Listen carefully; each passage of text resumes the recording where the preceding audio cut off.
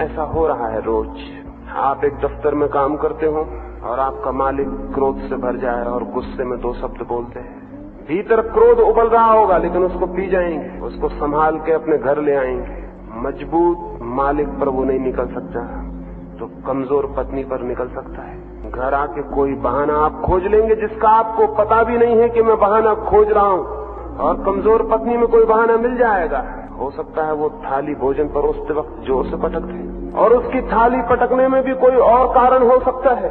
हो सकता है कि उसकी पड़ोसन ने उससे कुछ शब्द कहे हो जो उसके भीतर क्रोध को दबा गई हो, और थाली इसलिए जोर से गिरे क्योंकि वो क्रोध भीतर धक्के दे रहा है कुछ करने को, कुछ तोड़ने को, कुछ फोड़ने को। पत्नी को आप मार सकते हैं, गाली दे सकते हैं, अपमान कर सकते हैं। पत्नी आपसे शायद कुछ भी नहीं कह सकेगी क्योंकि हजारों वर्ष उसको समझाया गया है कि पति परमात्मा है। लेकिन पत्नी का मन भी वैसा ही काम करता है जैसा पति का। थोड़ी देर में उसका बच्चा स्कूल से लौटेगा और वो कोई बहाना खोजेगी, वो बच्चे को मारेगी। इस मारने में बच्चे का कोई संबंध नहीं होगा।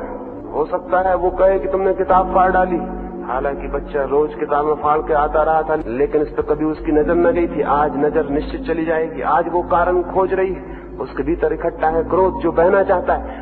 आज ये बच्चा पिटेगा और बच्चे को पता भी नहीं होगा कि ये क्रोध बड़ी दूर से यात्रा करके आ रहा है। ये दफ्तर में उसके पिता को उसके मालिक ने दिया था।